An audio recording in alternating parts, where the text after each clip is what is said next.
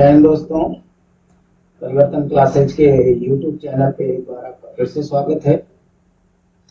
Live class start हो गया है, सारे लोग जल्दी से जुड़ जाइए। हम लोग पॉलिटी के सीरीज को आगे बढ़ा रहे हैं। पिछले क्लास में हम लोगों ने संविधान का भाग 1 आरंभ किया था, भारतीय संघ और उसका राज्य क्षेत्र। उसके बारे में 4 अनुच्छेदों को हम लोगों ने पढ़ा था। पहला अनुच्छेद, दूसरा, तीसरा और चौथा अनुच्छेद।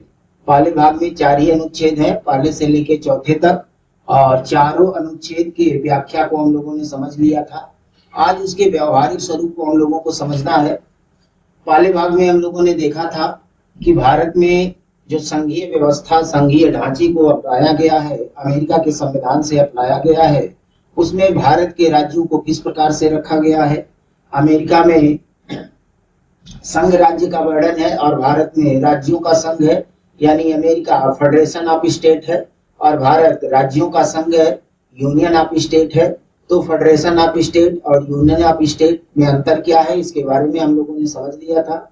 अमेरिका का जो संघीय ढांचा है वो समझौते का परिणाम है, लेकिन भारत का संघीय ढांचा समझौते का परिणाम नहीं है और किसी भी परिस्थिति में भारत का कोई भी राज्य भारत से अलग नहीं हो सकता। तो ये चारों अनुच्छेदों में हम लोगों ने देखा था। उसमें दूसरा और तीसरा अनुच्छेद ऐसा था जिसमें संसद को ये शक्ति मिली हुई है कि नए राज्यों का प्रवेश और स्थापना कर सकती है और साथ ही साथ राज्यों का नाम और सीमा में भी बदलाव कर सकती है। यहाँ तक बात हो गई थी सैद्धांतिक पक्षों की कि भारतीय संविधान में क्या वर्णित है। आज इसके व्यवहारिक पक्ष को हम लोग देखेंगे और हमको देखना है कि जब भारत आजाद हुआ उस समय भारत बहुत सारे हिस्सों में विखंडित था, उसको किस तरह से जोड़ा गया और जोड़ करके एक अखंड भारत बनाया गया। कई प्रकार की समस्याएं आई और सरकारों के द्वारा उन समस्याओं का निराकरण किया गया। इसी संबंध में आज हम लोगों को चर्चा करनी है। तो चलिए जल्दी से सारे लोग जुड़ जाइए और आज हम लोग स्टार्ट करते हैं। और आज का हमारा बिंदु होगा भारत का एकीकरण।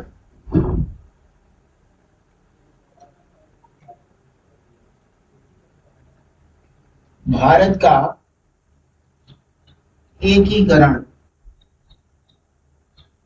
आप जानते हैं क्वेश्चन पूछा जाता है कि भारत का एकीकरण किसके द्वारा किया गया था, इसमें सबसे महत्वपूर्ण भूमिका किसकी है। तो आंसर निकल कर क्या सामने आता है, तो आंसर निकल कर सामने आता है कि सरदार वल्लभ भाई पटेल के द्वारा भारत का एकीकरण किया गया था। एक क्वेश्चन हमने पिछले लेक्चर में छोड़ा था, हमने कहा था इस क्वेश्चन का आंसर आपको बताना है, लेकिन मैसेज बॉक्स में किसी का आंसर अभी तक आया नहीं। आज के लेक्चर में उस क्वेश्चन का आंसर भी हम लोग देखेंगे। क्वेश्चन क्या था, अगर आप लोग पिछला लेक्चर देखे होंगे तो पिछले लेक्चर में हमने क्वेश्चन रखा था कि 1950 में जब भारत का संविधान लागू किया गया उस समय भारत में राज्यों की संख्या कितनी थी। वर्तमान समय में 28 राज्य है, 8 केंद्र शासित प्रदेश है, लेकिन 1950 में जब संविधान लागू हुआ उस समय भारत में राज्यों की संख्या कितनी थी, ये क्वेश्चन था। उसी क्वेश्चन का आंसर आज के लेक्चर में आपको मिल जाएगा। अभी मैं आंसर नहीं बताऊंगा, लेक्चर जैसे जैसे आगे बढ़ता जाएगा आपको आंसर मिलता चला जाएगा। तो चलिए हम लोग स्टार्ट करते हैं। भारत का एकीकरण। एकीकरण का मतलब क्या है, यहाँ पर आप जानते हैं कि जिस समय भारत आजाद हुआ उस समय भारत 2 हिस्सों में बटा हुआ था। एक ब्रिटिश भारत था, एक देशीय रियासत था। ब्रिटिश भारत का जो हिस्सा था उसमें 11 प्रांत थे, 4 कमिश्नरियां थी। ये तो भारत के साथ आ गए, हैंड ओवर कर दिया गया भारत को। लेकिन जो देशीय रियासतें थी, 550 से ज्यादा देशीय रियासतें थी। भारत का विभाजन भी हुआ उसी बीच में और कुछ देशीय रियासतें उन क्षेत्रों में चली गई जिन क्षेत्रों में पाकिस्तान का निर्माण किया गया था। पश्चिमी पाकिस्तान, जो कि आधा पंजाब, सिंध, बलूचिस्तान, खैबर पख्तूनख्वा का इलाका काट के बनाया गया था। कुछ देशी रियासत उन क्षेत्रों में था, वो तो पाकिस्तान के साथ चला गया। और कुछ देशी रियासत पूर्वी पाकिस्तान जो बना, बंगाल की प्रेसिडेंसी को काटकर कुछ देशी रियासत उसमें चले गए।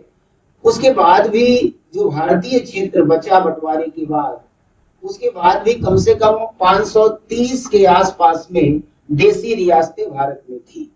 अब इन देशी रियासतों का क्या होगा, एक बहुत बड़ा चैलेंज था। तो जो अंतिम कानून आया था ब्रिटेन की तरफ से, जिसके माध्यम से भारत आजाद हुआ था, इंडियन इंडिपेंडेंस एक्ट 1947, यानी भारतीय स्वाधीनता अधिनियम 1947, उसमें यह स्पष्ट कर दिया गया था कि देशीय रियासतों को पूर्ण आजादी दी जाती है। वो चाहे तो भारत के साथ विलय कर जाए, चाहे तो पाकिस्तान के साथ विलय कर जाए, और चाहे तो वे स्वतंत्र देश बना ले, इसकी भी पूरी आजादी मिली हुई थी। तो एक बहुत बड़ी समस्या थी भारत के सामने कि अगर ये देशी रियासतें भारत के साथ नहीं जोड़ी गई तो भारत तो वैसे ही खंड खंड होकर टूट जाएगा। सैकड़ों देशी रियासत है तो भारत में सैकड़ों देश बन जाएंगे। इसलिए सबसे प्रमुख और आवश्यक कार्य था कि इन देशी रियासतों को भारत के साथ जोड़ा जाए। इसके लिए सरदार वल्लभ भाई पटेल, जो कि उस समय गृह मंत्री हुआ करते थे और उप प्रधानमंत्री भी बनाए गए थे। ध्यान रखिएगा कि भारत में सबसे पहले जो अंतरिम सरकार का गठन किया गया था कैबिनेट मिशन के रिपोर्ट के आधार पर 1946 में, उसमें पंडित जवाहरलाल नेहरू को प्रधानमंत्री बनाया गया था और सरदार वल्लभ भाई पटेल को उप प्रधानमंत्री बनाया गया था और साथ में ये गृह मंत्री भी थे। 14 सदस्यीय सरकार का गठन किया गया था और अगर गवर्नर जनरल माउंटबेटन को भी ले ले तो कुल 15 सदस्यीय हो जाता है। तो इस तरह से पहले अंतरिम सरकार का गठन हुआ और इसी अंतरिम सरकार के लिए एक महत्वपूर्ण कार्य था कि इन देशी रियासतों से बातचीत करें और बातचीत करने के बाद इनको भारतीय संघ के साथ जोड़ने का कार्य करें। तो ये जिम्मेदारी दिया गया सरदार वल्लभ भाई पटेल को। भारत का जब एकीकरण शुरू हुआ तो सरदार वल्लभ भाई पटेल को ये जिम्मेदारी दी गई और एक अलग से मंत्रालय बनाया गया जिसको रियासत मंत्रालय कहा जाता है। तो रियासत मंत्रालय पटेल के अंडर में कर दिया गया। अब पटेल जी ने इन देशी रियासतों के साथ बातचीत करना शुरू किया और प्रयास किया कि सारी देशी रियासत भारत के साथ जुड़ जाए। तो इसमें हुआ क्या था कि सरदार वल्लभ भाई पटेल ने सभी देशी रियासतों की एक मीटिंग बुलाई दिल्ली में। सारे देशी रियासत के प्रतिनिधि पहुंचे दिल्ली में, बातचीत आरंभ हुआ। सरदार वल्लभ भाई पटेल ने इन रियासतों के सामने दो विकल्प रखा। पहला विकल्प ये था, पटेल का कहना था कि हम चाहते हैं कि ये देशी रियासत के सारे लोग भारत के साथ अपने आप को जोड़ लें और एक अखंड भारत का निर्माण हो जाए। तो देशी रियासतों ने अपना पक्ष रखा कि अगर हम भारत के साथ जुड़ते हैं तो चूंकि भारत एक लोकतांत्रिक राष्ट्र बनने जा रहा है तो हमारा राजपाट समाप्त हो जाएगा, हमारी राजशाही समाप्त हो जाएगी, हमारी अधिकार शक्तियां समाप्त हो जाएंगी, इसलिए वो भारत के साथ जुड़ना नहीं चाहते थे। तो सरदार वल्लभ भाई पटेल ने कहा कि ऐसा कुछ नहीं होगा, हम सिर्फ ये चाहते हैं कि आप भारतीय संघ के साथ जुड़ जाइए। आप लोगों की जो भी अधिकार शक्तियां हैं उन अधिकार शक्तियों में कोई हस्तक्षेप नहीं किया जाएगा। आपकी जो शक्तियां वो आपको मिली रहेंगी, आपका अपना राजशाही बना रहेगा, आपका अपनी सेना रहेगी, मतलब सारी शक्तियां आपको मिली रहेंगी। सिर्फ आप भारत के साथ जुड़ जाइए और भारत को केवल 3 प्रकार की शक्तियां चाहिए। 3 विभाग सरदार वल्लभ भाई पटेल ने इन देशी रियासतों से मांग किया।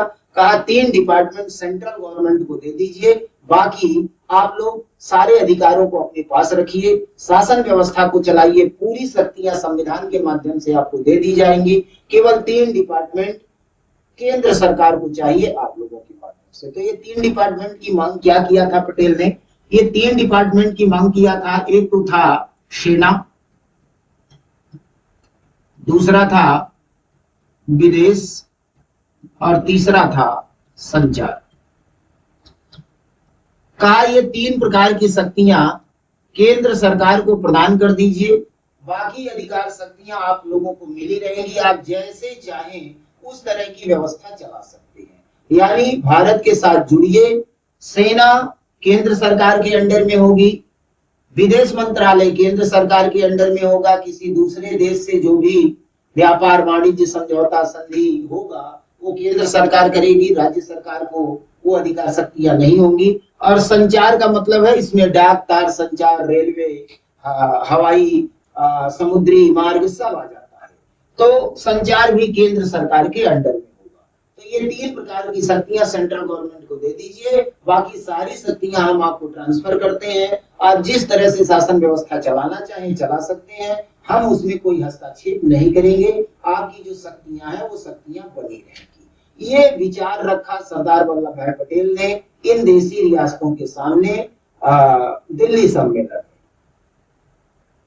एक तरीका तो ये बताया पटेल ने। दूसरा तरीका कहा कि अगर आप लोग इसको एक्सेप्ट करते हैं तब तो अच्छी बात है, लेकिन अगर आप इसको स्वीकार नहीं करते तो एक दूसरा रास्ता भी है हमारे पास। और दूसरा रास्ता क्या है? दूसरे रास्ते में इन्होंने देसी रियासतों को धमकाया। इन्होंने कहा कि देश की जनता अगर अंग्रेजों से आजादी प्राप्त कर सकती है, अंग्रेजों को यहाँ से भगा सकती है, देश को आजाद करा सकती है, तो आप लोगों से भी आजादी प्राप्त कर सकती है। एक बार वो अंग्रेजों को भगा चुकी है तो आप लोगों की गुलामी वो नहीं सहेगी, राजतंत्र में वो नहीं रहेगी। अगर आपने हमारी बात नहीं मानी, ये भारत के साथ विलय नहीं किया, 3 विभागों को भारत को नहीं दिया, तो फिर हम आपके ही रियासत में जनता के बीच में विद्रोह कराएंगे और जनता ही आपके राज सिंहासन को उखाड़ फेंकेगी। जनता विद्रोह करेगी, आपका राजपाट समाप्त हो जाएगा, आप वैसे ही समाप्त हो जाएंगे। तो बेहतर यही है कि आप भारत के साथ विलय कर जाइए। तो ये सारी बातें चली दिल्ली के सम्मेलन में और ज्यादातर रियासत इस बात को एक्सेप्ट कर लिए और भारत के साथ ये लोग विलय करने के लिए तैयार हो गए। तो इस तरह से देसी रियासतों का विलय हुआ। हालांकि 3 रियासत ऐसे थे जिन लोगों ने साफ मना कर दिया कि हम भारत के साथ नहीं जाने वाले हैं। इसमें से एक था हैदराबाद, दूसरा था जूनागढ़ और तीसरा था जम्मू कश्मीर। इन लोगों ने साफ मना कर दिया कि हम भारत के साथ नहीं आ रहे हैं। अगर आप हैदराबाद की बात करें तो हैदराबाद में इस समय निजामों का शासन था और आप जानते हैं निजामों का शासन बहुत पहले आरंभ हो गया था। औरंगजेब की मृत्यु के बाद हैदराबाद में निजामुल मुल्क अपने आप को स्वतंत्र घोषित करते हुए हैदराबाद को स्वतंत्र घोषित कर दिया था। वहीं से निजामों का शासन चल रहा था और हैदराबाद उस समय का बहुत बड़ा क्षेत्र था भारत का। अगर हैदराबाद भारत के साथ नहीं जुड़ता तो भारत के बीचों बीच पड़ता है हैदराबाद और भारत के 2 हिस्से हो जाते, एक उत्तर भारत हो जाता, एक दक्षिण भारत हो जाता और उत्तर भारत से दक्षिण भारत जाने के लिए पासपोर्ट और वीजा की जरूरत पड़ जाती। तो इसलिए आवश्यक था कि हैदराबाद को जोड़ा जाए, लेकिन हैदराबाद का निजाम रिजिड था कि हम भारत के साथ नहीं जाएंगे। अगर जाएंगे तो पाकिस्तान के साथ जाएंगे और अगर पाकिस्तान के साथ नहीं गए तो हम स्वतंत्र देश बनाएंगे। इस तरह की मंशा पाल करके हैदराबाद बैठा हुआ था। तो इसको बाद में जोड़ा जाता है, कैसे जोड़ा जाता है उसकी कहानी मैं आगे बताऊंगा। दूसरा था जूनागढ़। जूनागढ़ की स्थिति ये थी, ये सौराष्ट्र का हिस्सा हुआ करता था, आजकल गुजरात में पड़ता है, बॉर्डर का क्षेत्र है ये। जूनागढ़ छोटा सा क्षेत्र हुआ करता था। यहाँ का 99% पॉपुलेशन हिंदुओं का था, लेकिन यहाँ का जो शासक था, जो नवाब था, वो मुस्लिम था। उसका नाम था महावत खान। और मोहम्मद अली जिन्ना ने भड़का दिया था महावत खान को कि तुम पाकिस्तान के साथ विलय कर जाओ, क्योंकि ये बॉर्डर का इलाका है। तो ये कैसे संभव था कि 99% हिंदू जनता एक मुस्लिम राष्ट्र के साथ जा सकती थी, लेकिन महावत खान बिल्कुल तैयार था कि हम पाकिस्तान के साथ ही जाएंगे। तो बाद में जूनागढ़ पर भी कार्रवाई की गई और उसके माध्यम से इसको भारत के साथ जोड़ा गया। तो ये तीनों की कहानियां हम लोग एक साथ देखेंगे कैसे जुड़ा था। तीसरा जम्मू कश्मीर की स्थिति थी। यहाँ डोगरा वंश का शासन हुआ करता था, महाराजा हरि सिंह हुआ करते थे। ये भी प्रारंभ में चाहते थे कि हम एक अलग देश बनाएं। इनकी मंशा थी कि हम जम्मू कश्मीर को एशिया का स्विट्जरलैंड बनाएंगे, एक अलग देश बनाएंगे। हालांकि ये संभव नहीं था, भारत और पाकिस्तान के बीचों बीच था ये, और अलग देश बनना झगड़े का एक मूल कारण बनता और बना भी, जो आज भी चल रहा है। तो जम्मू कश्मीर भी बाद में भारत के साथ आता है, विलय पत्र पे साइन करते हैं महाराजा हरि सिंह। तो इसी में अनुच्छेद 370-35 की बात आती है। तो इन तीनों रियासतों के बारे में हम लोग नेक्स्ट लेक्चर में बात करेंगे। अभी फिलहाल हम लोग एकीकरण की बात कर लेते हैं। तो इस तरह से दिल्ली में सम्मेलन हुआ और सम्मेलन के माध्यम से लगभग सारे देसी रियासतों को भारत के साथ जोड़ लिया गया। ये 1947 की घटना है। उस समय तो सारे लोग तैयार हो गए, अस्थायी रूप से इनको शक्तियां भी दे दी गई। लेकिन 1949 में फिर एक समझौता हुआ इनके बीच में, और इस समझौते के माध्यम से पूर्ण रूप से इनको भारत के साथ मिला लिया जाता है। पहले तो एक समझौता किया जाता है इनके साथ कि एक बार आप जुड़िए तो सही भारत के साथ, उसके बाद हम आपको ठीक कर देंगे। ये सरदार वल्लभ भाई पटेल की चाल थी। 1947 में इन लोगों को पहले मिलाया गया आपस में, और बाद में 1949 में पूर्ण रूप से इनको भारत के साथ जोड़ दिया गया। ये तो एकीकरण के दौर में सरदार वल्लभ भाई पटेल का प्रयास था। बाकी जम्मू कश्मीर हैदराबाद की जो स्थिति थी, जूनागढ़ की जो स्थिति थी, जिसमें लड़ाइयां लड़ी गई, कैसे लड़ाई हुई, क्या हुआ, इसके बारे में नेक्स्ट क्लास में हम लोग देखेंगे। तो ये 3 विभाग मिल जाता है भारत को, सेना, विदेश, संचार, ये शुरुआत में ही प्राप्त हो जाता है 1947 में ही, लेकिन 1949 में सारी शक्तियां भारत को प्राप्त हो जाती है, एक संघात्मक ढांचा तैयार होता है। तो हुआ क्या कि 1946 में ही भारत का संविधान बनना शुरू हो गया था, और 1949 तक भारत का संविधान बना था। 9 दिसंबर 1946 को संविधान बनना शुरू हुआ पहली बैठक के साथ, और 26 नवंबर 1949 को अंतिम बैठक हुई। इस दिन संविधान बनके तैयार हो गया। तो जैसे जैसे ये देशी रियासत भारत के साथ जुड़ते गए, जैसा कि अभी हमने बताया कि 550 से ज्यादा देशी रियासत थे, कुछ रियासत तो पाकिस्तानी क्षेत्र में चले गए, उनको छोड़ दीजिए, फिर भी करीब करीब 530 देशी रियासत ऐसे थे जो भारतीय क्षेत्र में आते थे।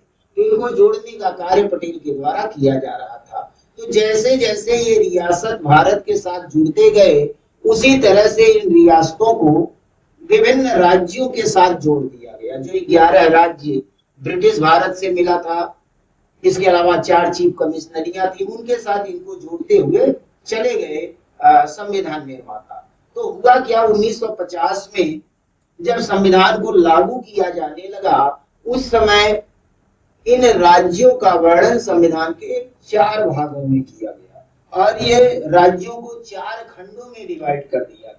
मूल संविधान जब लागू हुआ 1950 में, उस समय भारत की स्थिति क्या थी, उसको अब हम लोग देख लेते हैं। ये तो एकीकरण किया गया विभिन्न माध्यमों से। उसके बाद 1949 में संविधान बनकर तैयार हो गया, और इसी संविधान में इन राज्यों का वर्णन किया गया। तो राज्यों में जो वर्णन किया गया वो क्या था, कहां पर इन राज्यों को रखा गया संविधान में, अब उसको हम लोग समझेंगे, और हमारे प्रश्न का उत्तर भी मिल जाएगा। किस तरह से इन राज्यों को रखा जाता है उसको देखते हैं। जो हमारा मूल संविधान है, मूल संविधान शब्द जब जब आएगा तो मूल संविधान का मतलब है 1950 वाला संविधान, यानी 1950 में जो संविधान को लागू किया गया था। क्योंकि वर्तमान संविधान को देखेंगे तो मूल संविधान से काफी डिफर हो गया है, 100 से ज्यादा संशोधन हो चुके हैं, तो बहुत कुछ परिवर्तन हो चुका है। तो जब भी मूल संविधान कहा जाएगा, इसका मतलब 1950 वाला संविधान। तो मूल संविधान में जो राज्यों का वर्णन किया गया, वो वैज्ञानिक तरीके से राज्यों को क्लासिफाई नहीं किया गया था, राज्यों का वर्गीकरण नहीं किया गया था। एकीकरण का दौर चल रहा था। जैसे जैसे देशी रियासत भारत के साथ मिलते गए, ऐसे ऐसे इन देशी रियासतों को विभिन्न राज्यों के साथ जोड़ते हुए चले गए।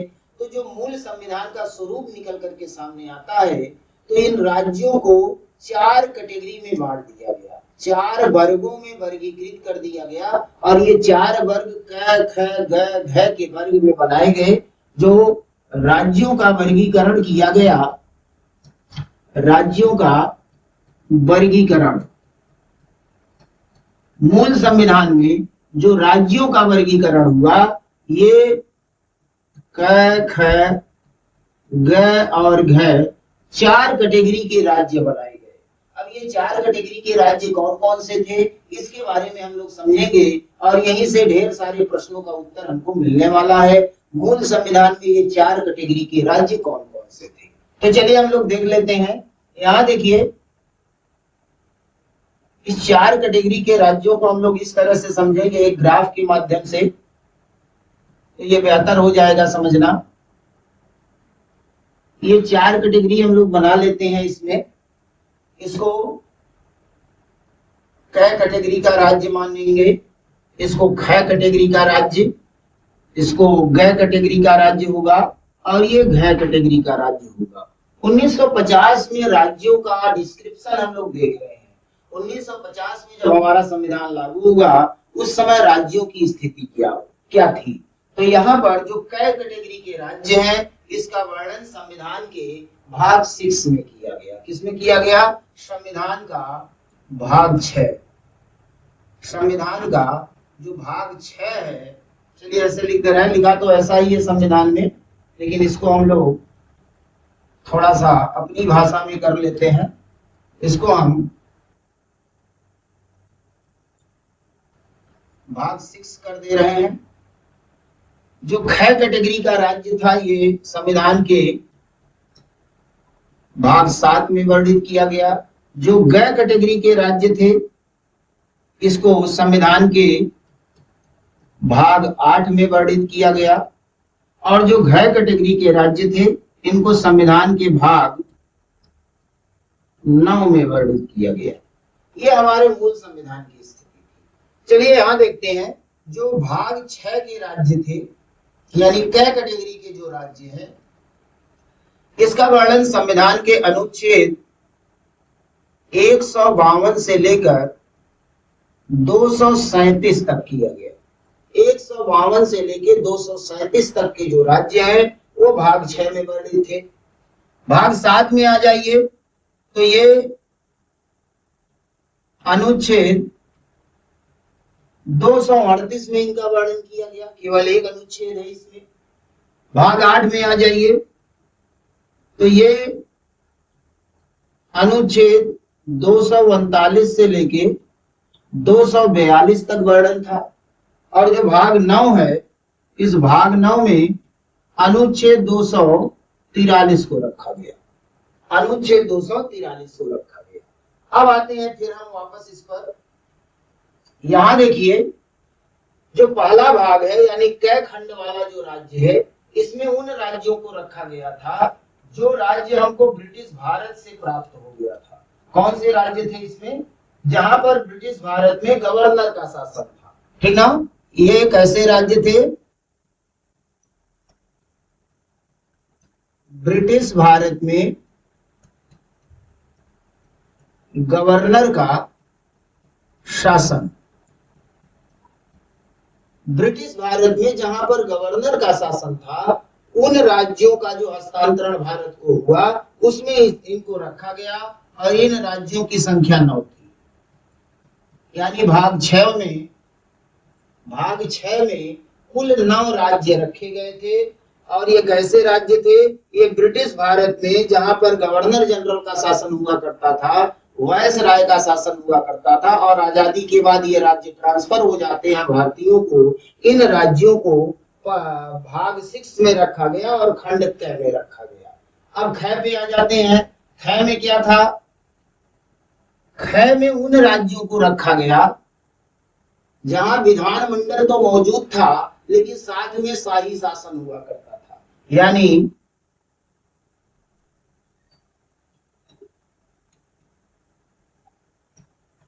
विधानमंडल के साथ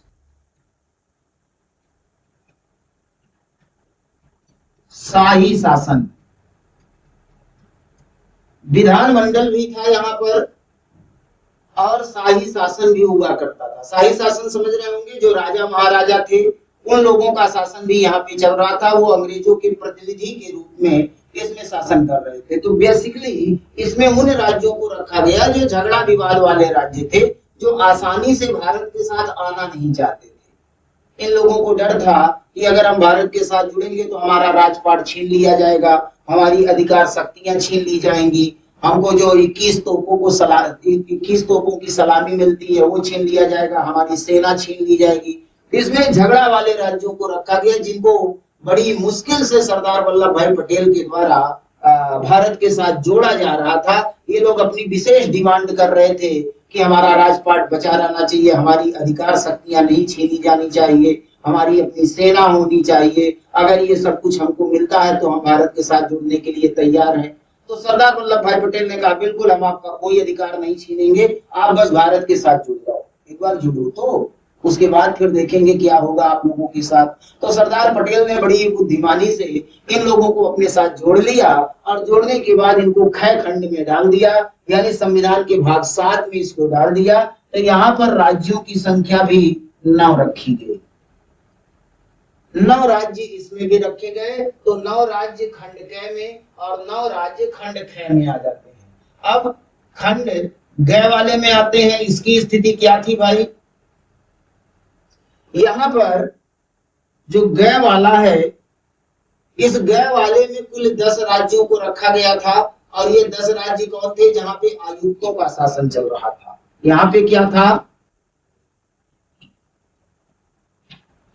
आयुक्तों का शासन था और केंद्रीयकृत व्यवस्था हुआ करती थी।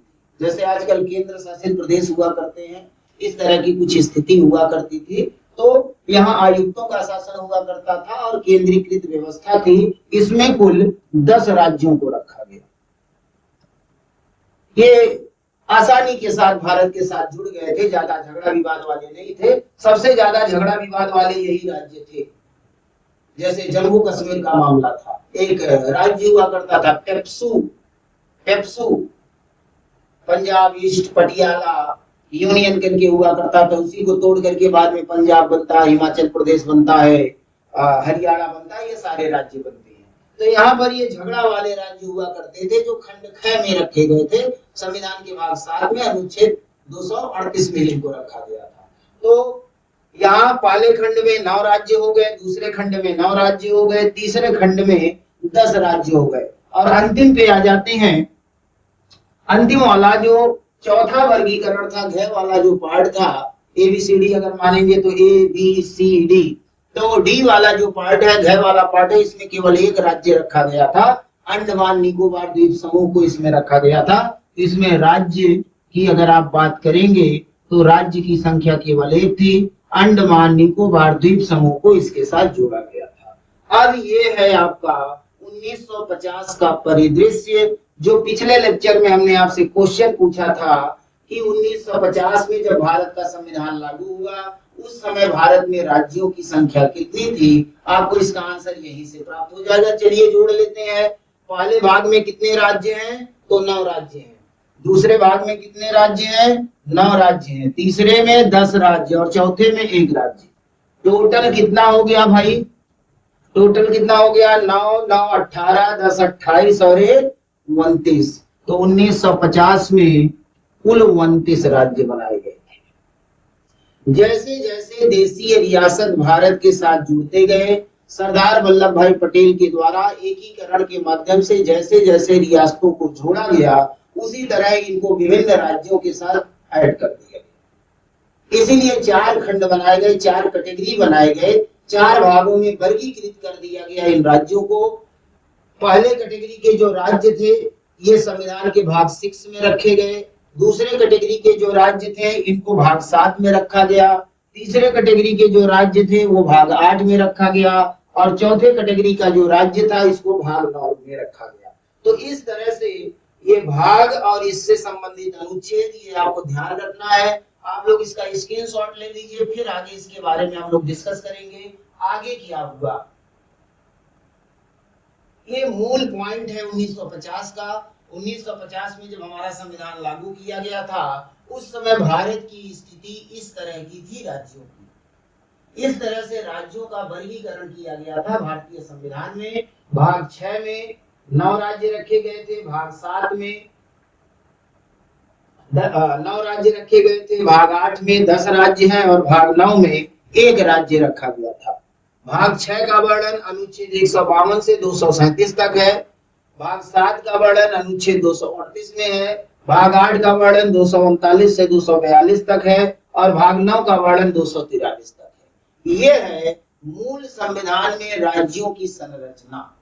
मूल संविधान में राज्यों की संरचना है ये। कुल 29 राज्य 1950 में भारत में अस्तित्व में थे। एक कंफ्यूजन हो रहा होगा आपके माइंड में, ऐसा कैसे हो सकता है जब वर्तमान समय में 28 राज्य हैं और 8 केंद्र शासित प्रदेश हैं, तो उस समय कैसे 29 राज्य हुआ करते थे? बिल्कुल थे। आगे अभी और बहुत सारी चीजें हमको डिस्कस करनी है, पहले इस पॉइंट को आपको ध्यान में रखना है। तो हो गया, स्क्रीनशॉट ले लीजिए इसका, उसके बाद फिर हम लोग आगे बढ़ते हैं। अब आगे क्या हुआ, इन राज्यों को जो देशी रियासत थे, उन देशी रियासतों को विभिन्न राज्यों के साथ विलय कर दिया गया। बहुत जल्दी जल्दी में प्रक्रिया आगे बढ़ाई गई थी, क्योंकि बड़ा मुश्किल था पटेल के लिए सबको एक साथ लाना, एक साथ जोड़ना। वो तो पटेल जी जैसा था कि उन्होंने कर दिया, तो किसी दूसरे के बस की बात नहीं थी। इसीलिए भारत का निर्माता सरदार वल्लभ भाई पटेल को कहा जाता है। आज जो अखंड भारत हमको मिलता है, 28 राज्य, 8 केंद्र शासित प्रदेश हमको मिलते हैं, उसमें सबसे बड़ा योगदान अगर किसी का रहा तो सरदार वल्लभ भाई पटेल का रहा। उन्हीं के प्रयासों से ये देश का एकीकरण किया गया, भारत का एकीकरण किया गया। तो इस तरह से देशी रियासतों को भारत के साथ जोड़ लिया गया। जम्मू कश्मीर, हैदराबाद और जूनागढ़ को भी बाद में जोड़ा गया। हैदराबाद में सैनिक कार्रवाई करनी पड़ी, एक छोटा सा युद्ध करना पड़ा।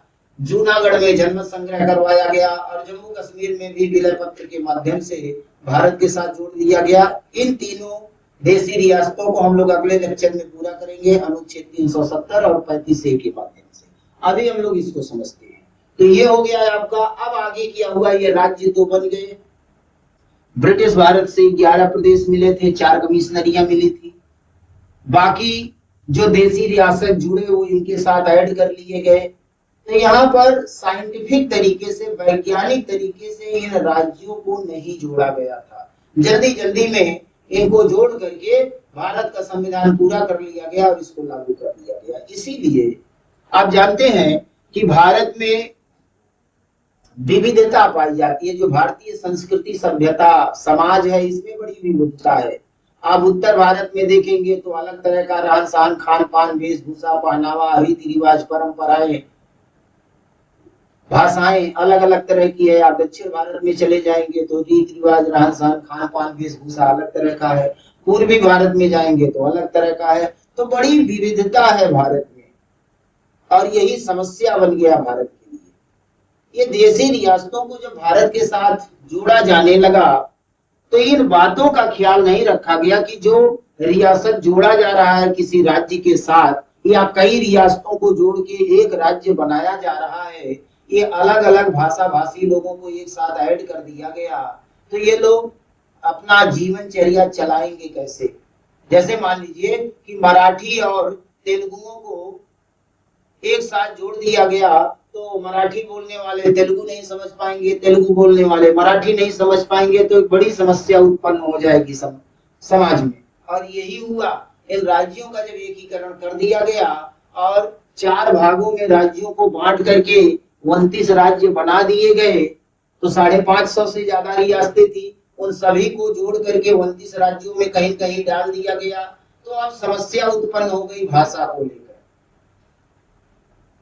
भाषा को लेकर के समस्या उत्पन्न हो गई। लोग मांग करने लगे कि नहीं, इस तरह से राज्य नहीं बनने चाहिए। एक भाषा विशेष को बोलने वाले जो लोग हैं उनके लिए एक राज्य का गठन कर दिया जाए, तो उनके लिए जीवनचर्या चलाना बेहतर हो जाएगा, आसान हो जाएगा। ये समस्या शुरू हो गई। अब इस समस्या का समाधान कैसे हो? तो इस समस्या का समाधान करने के लिए सबसे पहले संविधान लागू होने से पूर्व ही जून 1948 ईस्वी में एक कमेटी का गठन किया गया। संविधान सभा के द्वारा, सरकार के द्वारा एक कमेटी का गठन किया गया। इसकी जांच करिए कि राज्यों का गठन किस तरह से किया जाए, जिससे आगे भविष्य में समस्याएं, भाषा के आधार पर समस्याएं उत्पन्न ना हो। तो अब कौन सा कमेटी गठित किया गया, क्या रिपोर्ट आया, उस रिपोर्ट का क्या प्रभाव पड़ा, उसके बारे में समझते हैं। तो चलिए इसका स्क्रीनशॉट जो लोग नहीं लिए हैं स्क्रीनशॉट ले ले, फिर हम आगे बढ़ेंगे, क्योंकि इसकी चर्चा फिर हम दोबारा करेंगे। इसकी आवश्यकता अभी आगे पड़ेगी। तो हम लोग आगे बढ़ते हैं। नेक्स्ट हम लोग आगे आ जाते हैं। अब आगे क्या देखना है हमको, हुआ क्या,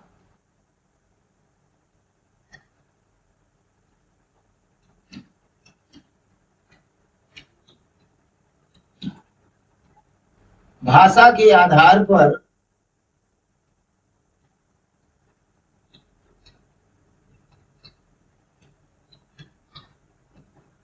नए राज्यों की मांग शुरू हो गई, क्योंकि वैज्ञानिक विभाजन नहीं हुआ था राज्यों का। बस देशी रियासतों को जोड़ करके 29 राज्य बना दिया गया था। 1950 में इसको लागू कर दिया गया। तो शुरुआत से ही जब इनको जोड़ा जा रहा था, देश का एकीकरण किया जा रहा था, राज्यों का एकीकरण किया जा रहा था, उसी समय से भाषा के आधार पर राज्यों की मांग शुरू हो जाती है। तो इस मांग को देखते हुए सबसे पहले प्रांतीय भाषा आयोग का गठन किया जाता है जून 1948 में। एक कमेटी बनाई जाती है इसकी जांच के लिए, जिसको प्रांतीय भाषा आयोग कहा जाता है।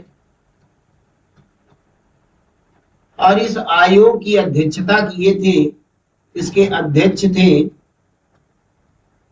एस के धर।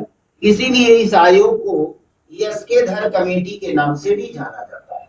तो जून 1948 में इस भाषाई समस्या को दूर करने के लिए प्रांतीय भाषा आयोग का गठन किया जाता है एस के धर की अध्यक्षता में। कमेटी ने अपना रिपोर्ट दिया और इस रिपोर्ट में साफ साफ कहा कि भारत में भाषा के आधार पर राज्यों का गठन नहीं किया जाना चाहिए, बल्कि प्रशासनिक व्यवस्था के आधार पर राज्यों का गठन किया जाना चाहिए। क्योंकि अगर भाषा के आधार पर राज्यों का गठन किया जाएगा तो भारत में सैकड़ों राज्य बनाने पड़ेंगे। भारत में कई सौ भाषाएं बोली जाती हैं और इस तरह से हम भाषा के आधार पर अगर राज्य बनाएंगे तो सैकड़ों राज्य बनाना पड़ेगा, भारत वैसे ही विखंडित हो जाएगा। इसलिए भाषा को आधार ना बनाया जाए, प्रशासनिक व्यवस्था को आधार बनाया जाए, उसी आधार पे राज्यों का गठन किया जाना चाहिए। ये रिपोर्ट आ गया, बात नहीं बनी तो दिसंबर 1948 में फिर एक कमेटी बनाई गई। दिसंबर 1948 में फिर एक कमेटी बनी जिसको प्रांतीय भाषा समिति कहा जाता है। प्रांतीय भाषा समिति। और इस समिति को जेवीपी समिति के नाम से भी जाना जाता है। क्वेश्चन पूछता है आपके एग्जाम में कि जेवीपी समिति का संबंध किससे है, तो जेवीपी समिति का संबंध भाषा के आधार पर राज्यों के पुनर्गठन से है। तो ये समिति बनाया गया और इस समिति में 3 सदस्य थे, उन्हीं का शॉर्ट रूप है जेवीपी। ये जेवीपी में कौन है, इसमें 3 नाम है। जवाहरलाल नेहरू इसके मेंबर थे, स्वयं प्रधानमंत्री ही इसके मेंबर थे। इसके अलावा सरदार वल्लभ भाई पटेल और तीसरे सदस्य थे जेवीपी। तीसरे सदस्य थे जिनका नाम था पट्टाभी सीतारमैया।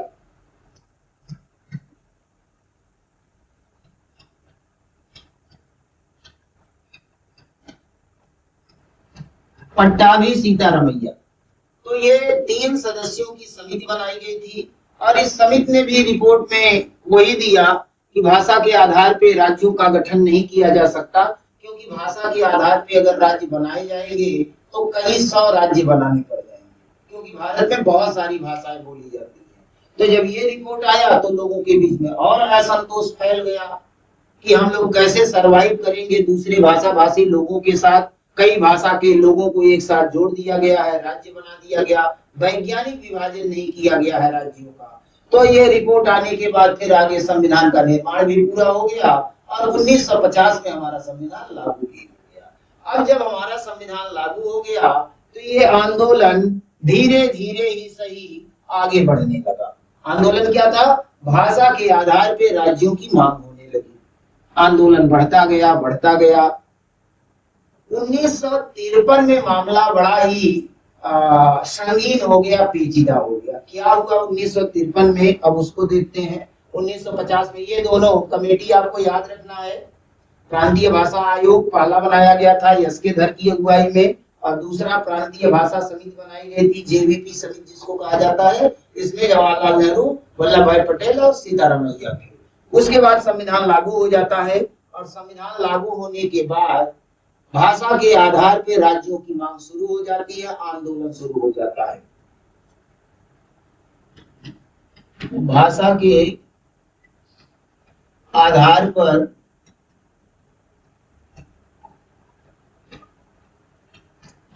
राज्यों की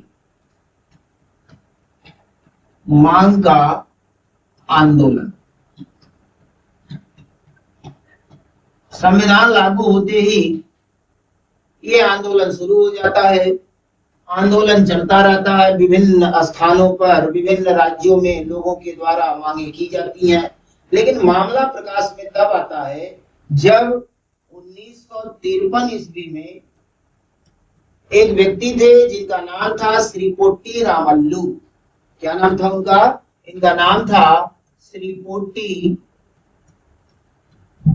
पोट्टी रामल्लू। नाम थोड़ा टेढ़ा है।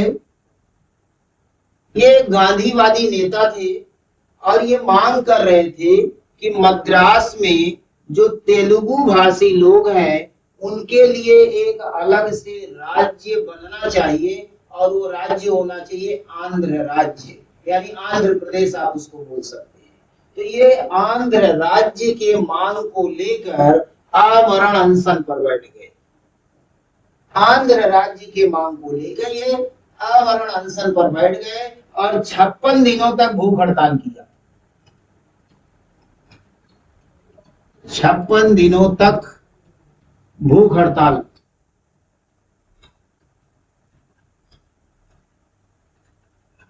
और 56 दिनों के भूख हड़ताल के बाद इनकी मृत्यु हो जाती है। और जैसे ही इनकी मृत्यु हुई पूरे देश में भूचाल आ गया।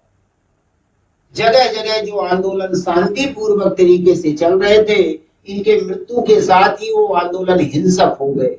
अब नेहरू जी के पास कोई रास्ता नहीं था इससे बचने का और इस समस्या के समाधान के लिए पंडित जवाहरलाल नेहरू ने एक अधिनियम पास किया और इस अधिनियम के माध्यम से एक नया राज्य बनाया जिसको आंध्र राज्य या आंध्र प्रदेश कहा जाता है। तो 1953 में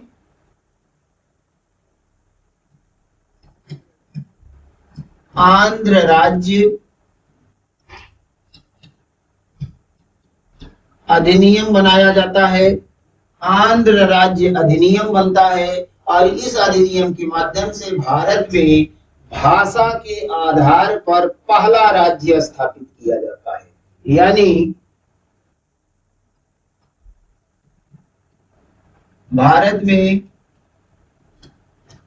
भाषा के आधार पर गठित प्रथम राज्य, तो ये क्या बन जाता है? आंध्र प्रदेश।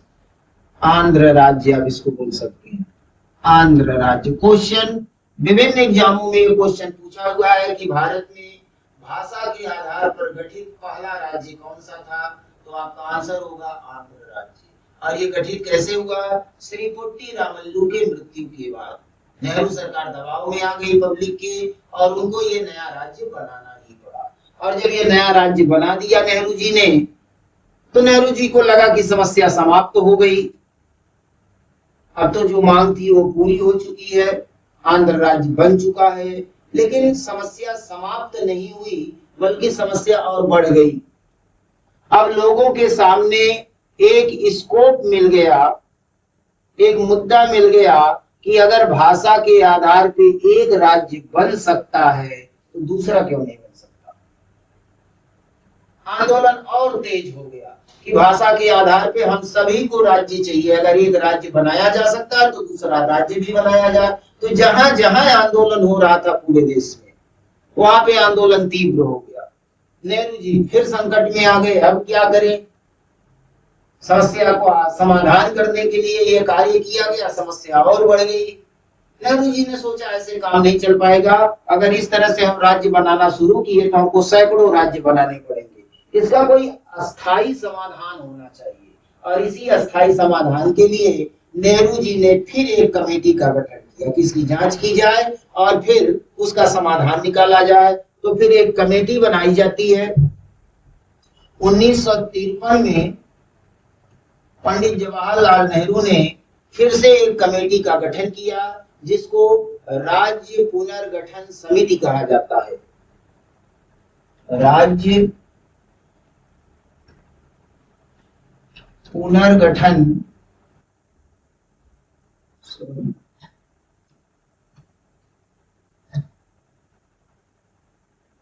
इसको राज्य पुनर्गठन आयोग कहा जाता है और इस आयोग के अध्यक्ष बनाए गए थे फजल अली, एक न्यायाधीश थे, उनको इसका अध्यक्ष बनाया गया था। इसका अध्यक्ष किसे बनाया गया? फजल अली को, फजल अली। इसीलिए इस कमेटी को फजल अली कमेटी के नाम से भी जाना जाता है, फजल अली कमेटी। ये कमेटी बनाया गया इस उद्देश्य से कि भाषा के आधार पे जो राज्यों की मांग निरंतर हो रही है, इसका कोई अस्थायी समाधान निकलना चाहिए, समस्या समाप्त होनी चाहिए। तो फजल अली कमेटी का गठन कर दिया गया। इस कमेटी ने अध्ययन किया और अध्ययन करने के बाद 1955 के लास्ट में इन्होंने अपना रिपोर्ट सौंप दिया। ठीक, इनका रिपोर्ट आ गया और इसी के रिपोर्ट के आधार पर, इसी फजल अली कमेटी के रिपोर्ट के आधार पर भारत में राज्यों का पुनर्गठन किया गया। क्या किया गया? राज्यों का पुनर्गठन किया गया, राज्यों का पुनर्गठन किया गया। अब इस पुनर्गठन में हुआ क्या, अब उसको हम लोग समझते हैं। राज्यों को फिर से पुनर्गठित किया गया। इसके लिए दो कार्य किए गए। एक, संविधान का 7वां संशोधन किया गया, 7वां संविधान संशोधन, 7वां संविधान संशोधन 1956। संविधान में 7वां संशोधन हुआ और साथ में राज्य पुनर्गठन अधिनियम लाया गया। राज्य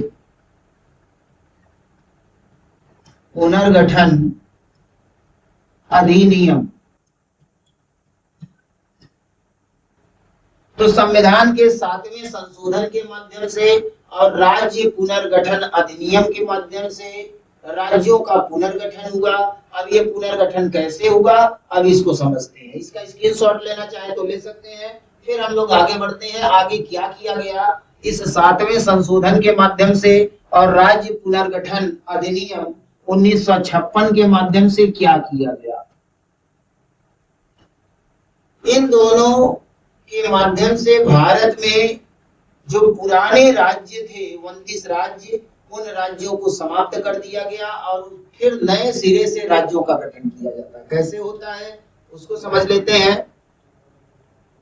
यहां पर देखिए, वापस लौटते हैं हम लोग। ये वाला पॉइंट शुरुआत में हम लोगों ने समझा था कि जो हमारा मूल संविधान था, राज्यों को 4 भागों में वर्गीकृत किया गया था, क, ख, ग और घ में। क वर्ग को भाग 6 में रखा गया था, अनुच्छेद 152 से 237 तक। इसमें 9 राज्य रखे गए थे। ख वर्ग में भी 9 राज्य थे, ग वर्ग में 10 राज्य थे और घ वर्ग में 1 राज्य था। अब जब राज्य पुनर्गठन अधिनियम आया, राज्य पुनर्गठन अधिनियम 1956 और संविधान का 7वां संशोधन हुआ। संविधान का 7वां संशोधन हुआ, संविधान का 7वां संशोधन किया गया। अब इसके माध्यम से हुआ क्या उसको समझिए। यहां देखिए, संविधान के 7वें संशोधन के माध्यम से ये जो पुराने राज्यों का ढांचा है, इन सब को समाप्त कर दिया गया। इन सब को समाप्त कर दिया गया। जो 29 राज्य थे 1950 में, इन सब को हटा दिया जाता है और नए सिरे से वैज्ञानिक तरीके से राज्यों का पुनर्गठन होता है। और ये जो वैज्ञानिक तरीके से राज्यों का पुनर्गठन किया गया, इसमें जो भाग 6 है, इसमें राज्यों का वर्णन किया गया और जो भाग 8 है, इसमें केंद्र शासित प्रदेशों का वर्णन किया गया। कैसे किया गया इसको देखिए।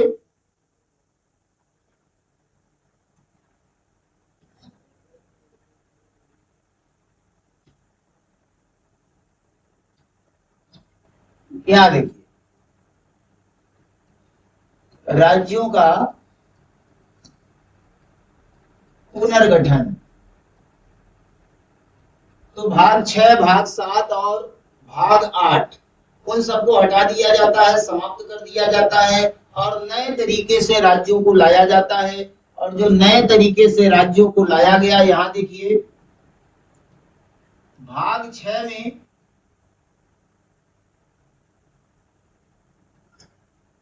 14 राज्य बनाए जाते हैं। भाग 6 में 14 राज्य बनाए जाते हैं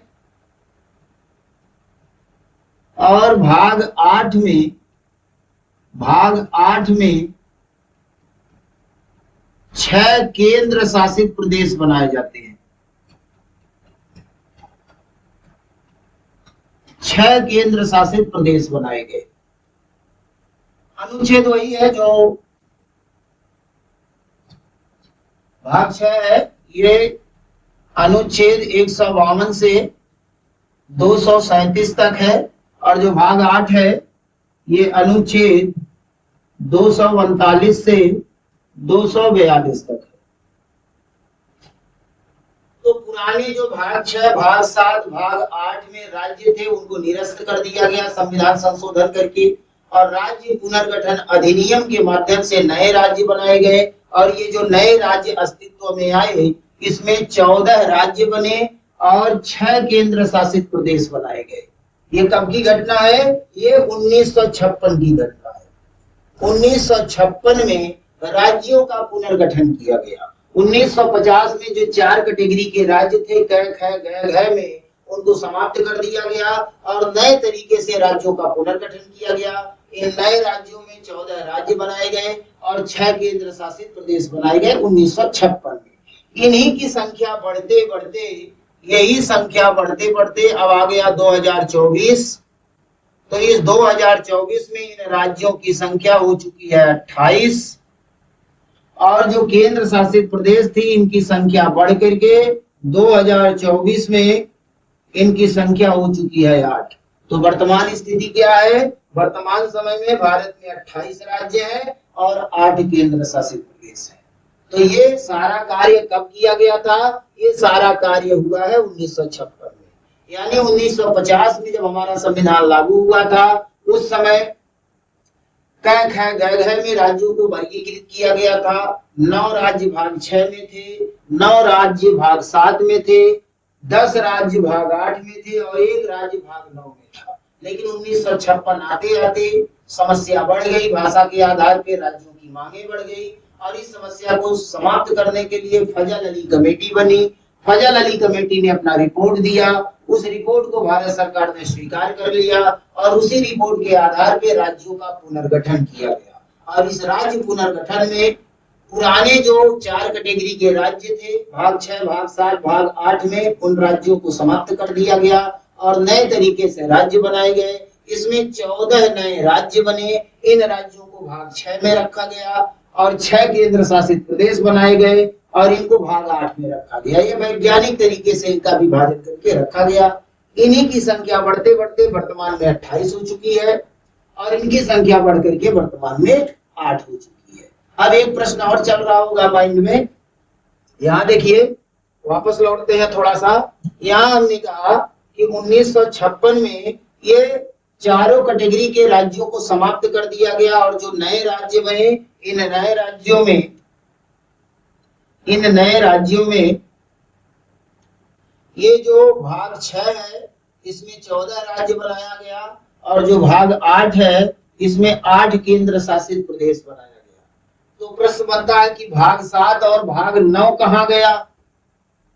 क्योंकि इसमें भी राज्य थे। भाग 7 में 9 राज्य थे और भाग 8 में 10 राज्य थे। तो ये भाग 7 और भाग 9 ये कहां चला गया? तो ये समाप्त हो गया भाई, ये डिलीट हो गया संविधान से। डिलीट तो सबको किया गया लेकिन जो नया राज्य बना तो 14 राज्यों को भाग 6 में रखा गया और 8 केंद्र शासित प्रदेशों को भाग 8 में रखा गया, जो आज भी है। वर्तमान समय में जब हम संविधान का भाग 6 पढ़ेंगे तो उसी में राज्यों का वर्णन मिलेगा। जो 28 राज्यों की व्यवस्था है सारे राज्यों में एक तरह की व्यवस्था है। कार्यपालिका, विधायिका, न्यायपालिका किस तरह से कार्य करेगी, मुख्यमंत्री, मंत्रिमंडल, राज्यपाल किस तरह से कार्य करेगा, विधानसभा, विधान परिषद किस तरह से कार्य करेगी, यानी राज्यों का सारा वर्णन हमको भाग 6 में मिलेगा। और केंद्र शासित प्रदेशों का जो सारा वर्णन है वो भाग 8 में हमको वर्तमान समय में मिलेगा। ये 1956 में स्थापित किया गया। तो सवाल बनता है कि ये भाग 7 और भाग 9 ये डिलीट हो गया, ब्लैंक हो गया पूर्ण रूप से, इसमें कुछ नहीं बचा। वर्तमान समय में भी भाग 6 में, भाग 7 में कुछ भी नहीं है। आप संविधान उठा के देखेंगे, संविधान को पढ़ेंगे तो भाग 7 ब्लैंक है, इसमें कुछ है ही नहीं। भाग 9 भी ब्लैंक हो गया था, भाग 9 भी समाप्त हो गया था, लेकिन इसको फिर से रिकवर किया गया। कब रिकवर किया गया? तो इसको फिर से रिकवर किया जाता है 1992-93 में। आप जानते हैं कि भारत में पंचायती राज व्यवस्था को, स्थानीय स्वशासन को संवैधानिक मान्यता कब प्रदान किया गया? तो आपका आंसर होगा 1992-93 में। संविधान का 73वां और 74वां संशोधन किया गया। 73वें संविधान संशोधन के माध्यम से ग्राम पंचायतों को और 74वें संविधान संशोधन के माध्यम से जिला पंचायतों को संवैधानिक मान्यता दिया गया। तो ये जो संवैधानिक मान्यता दिया गया, इसका सारा वर्णन आपको संविधान के भाग 9 में मिलेगा। तो संविधान का भाग 9 जो 1956 में डिलीट कर दिया गया था, 1992-93 में फिर से इसको रिकवर कर लिया गया। और इस भाग 9 में 9 तो आया ही, साथ में 9 क भी बनाया गया, 9 क भी बनाया गया। तो भाग 9 में ग्राम पंचायतों को रखा गया और 9 क में जिला पंचायतों को रखा गया। बाद में फिर 9 ख भी बनाया गया, 9 ख भी बनाया गया इसमें, और इसमें सहकारी समितियों को रखा गया। तो इस तरह से 1956 में जो भाग 9 को डिलीट किया गया था, इसमें जो राज्य थे उनको हटा दिया गया था, 9 खाली हो गया था, उसको 92-93 में फिर से रिकवर कर लिया जाता है। लेकिन भाग 7 आज तक रिकवर नहीं हुआ है, यानी भाग 7 में वर्तमान समय में कुछ भी नहीं है, इसमें कुछ है ही नहीं, वर्तमान समय डिलीटेड है।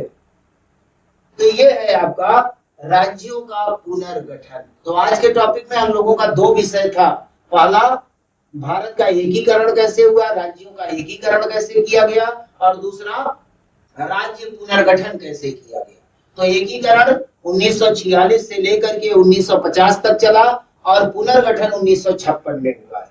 एकीकरण का कार्य सरदार वल्लभ भाई पटेल के द्वारा किया गया था, देशी रियासतों को जोड़ा गया, लेकिन वैज्ञानिक विभाजन न होने के कारण क ख ग घ में राज्यों को रख दिया गया था। 1950 में जब हमारा संविधान लागू हुआ था तो उस समय 29 राज्य हो गए थे, लेकिन भाषा के आधार पर राज्यों की मांग शुरू हो गई, समस्याएं बढ़ने लगी, एक आध राज्य बनाए भी गए भाषा के आधार पर, जैसे आंध्र राज्य अधिनियम लाके आंध्र प्रदेश बनाया गया, लेकिन समस्या का समाधान नहीं हो पा रहा था। तो फजल अली कमेटी बनाई गई 1953 में।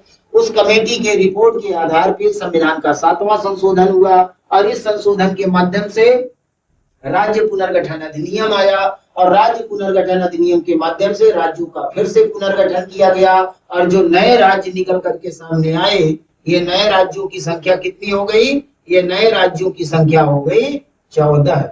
ये 14 राज्य बन गए और 6 केंद्र शासित प्रदेश बन गए। इन्हीं की संख्या बढ़ते बढ़ते वर्तमान समय में कितनी हो चुकी है? राज्यों की संख्या 28 हो चुकी है और केंद्र शासित प्रदेशों की संख्या कितनी हो चुकी है? केंद्र शासित प्रदेशों की संख्या हो चुकी है 8।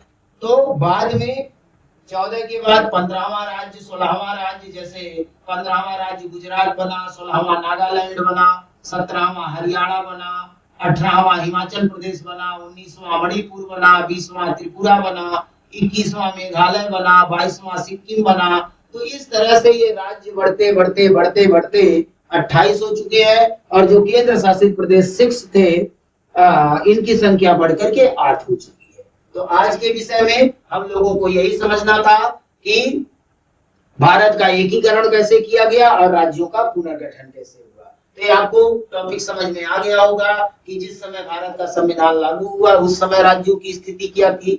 बाद में भाषा विवाद के कारण राज्यों का पुनर्गठन करना पड़ा, तो 1956 में पुनर्गठन हुआ और इस पुनर्गठन के माध्यम से वैज्ञानिक तरीके से राज्य बनाए गए और यही राज्य जो 14 बने थे उस समय उनकी संख्या बढ़ के 28 हो गई है और केंद्र शासित प्रदेशों की संख्या बढ़ के 8 हो गई है। तो आज के टॉपिक में हम लोगों को यही समझना था, तो ये टॉपिक आज हम लोग यहीं पे कंप्लीट करते हैं। नेक्स्ट टॉपिक में हम लोग जम्मू कश्मीर में अनुच्छेद 370 35A को समझेंगे, हैदराबाद को कैसे भारत के साथ विलय किया गया उसको समझेंगे, जूनागढ़ को कैसे विलय किया गया उसको समझेंगे। तो नेक्स्ट लेक्चर में हम लोग जम्मू कश्मीर का पूरा मामला समझेंगे। तो आज का लेक्चर हम लोग यहीं पे समाप्त करेंगे और लेक्चर को समाप्त करने से पहले हर बार की तरह इस बार भी आप लोगों से यही अपील है कि आप लोग अगर चैनल पे नए हैं तो चैनल को जरूर सब्सक्राइब करिए। अगर वीडियो आपको अच्छा लगा हो तो कमेंट बॉक्स में अपनी राय जरूर दीजिए, वीडियो को लाइक करिए, शेयर करिए, ज्यादा से ज्यादा लोगों तक इसको पहुंचाइए जिससे लोगों का ज्ञान वर्धन हो सके। और अगर आपका कोई सुझाव है तो सुझाव जरूर दीजिएगा। कोई प्रश्न है इस विषय पर, कहीं आपको कोई डाउट है तो कमेंट बॉक्स में आप बिल्कुल क्वेश्चन को रखिए और हर प्रश्न का उत्तर आपको संस्था के माध्यम से प्रदान किया जाएगा। नेक्स्ट लेक्चर में हम उसका आंसर आपको प्रदान करेंगे। तो इसी के साथ आज का क्लास हम लोग यही समाप्त करते हैं। जय हिंद।